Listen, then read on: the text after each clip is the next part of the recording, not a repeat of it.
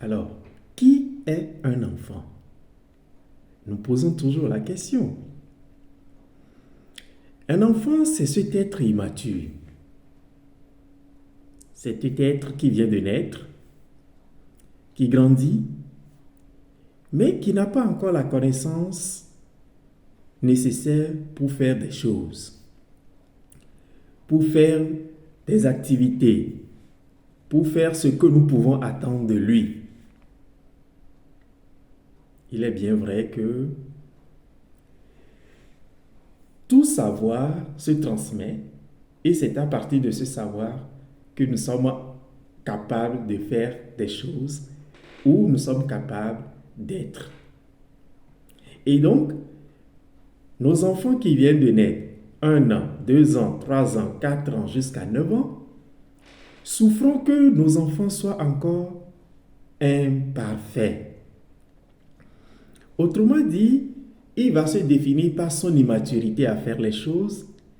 Il va se définir par son incapacité à faire les choses. Je prends juste un exemple banal. Nous demandons à notre enfant de nous apporter un verre d'eau. Il prend le verre, en venant le verre se casse.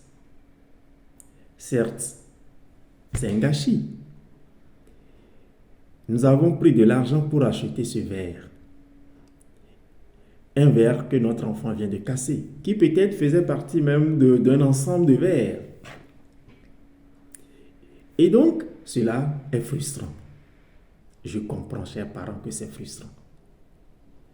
Mais est-ce que notre enfant a cette maturité manuelle pour manipuler les choses au point que la probabilité de faire tomber la chose soit écartée? Non. Il est en train de grandir. Il est en train d'apprendre les choses.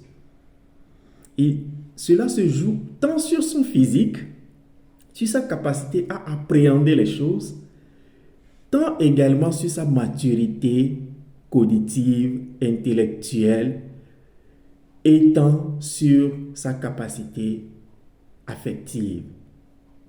Autrement dit, nos enfants ne seront pas en mesure de nous faire une réflexion rationnelle.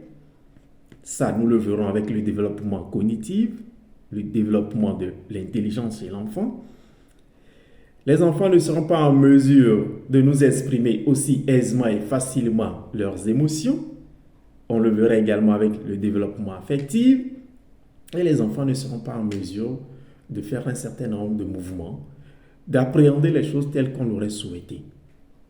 Et donc, nous devons comprendre que l'enfant, d'abord, comme je le résumais, je le disais, c'est toute une histoire qui naît depuis la rencontre, qui est intégrée à la dimension familiale et qui, encore chez nous en Afrique, à la grande famille.